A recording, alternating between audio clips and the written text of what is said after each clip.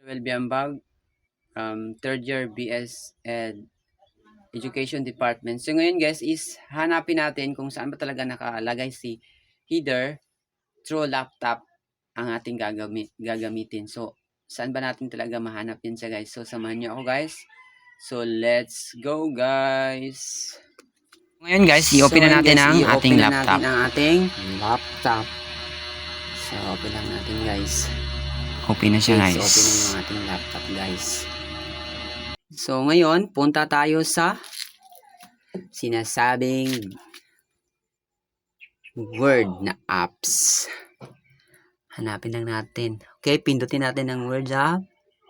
Punta tayo sa blank documents. Pindutin lang natin si blank documents. Pindutin natin guys. Then, hahanapin na. Okay guys, so wala yung header dito. So saan kaya yan matatagpuan si header na yan? So, punta tayo dito sa nakikita nyo yan guys. So, yan guys, nakikita nyo. Pindutin lang natin yan si insert.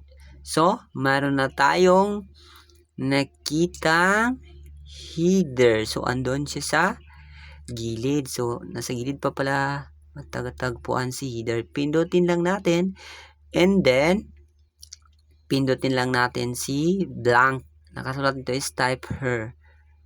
Type her. Then, gagawa lang tayo ng example. So, alisin na natin yan guys. So, pagitna lang natin yung so bago yan yes is pagitna muna natin, then gagawa tayo ng example na ating gagawin. Example is education. So yan guys, education yung gagamitin natin.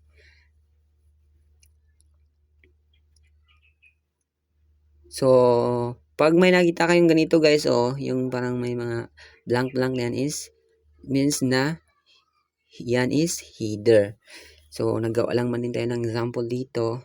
So, i-justify muna natin guys. Paano kaya mag-justify? Okay, justify. So, ibobolet natin guys, no? Na header ito siya guys, ibobolet. Okay. Pintuin ang B. Okay. Kabolet siya guys. So, lagyan lang natin ng underline para maganda. Example lang natin yan guys. Okay. Okay, naka-underline lang siya guys. So, yun na guys. So, that's all for today. Thank you.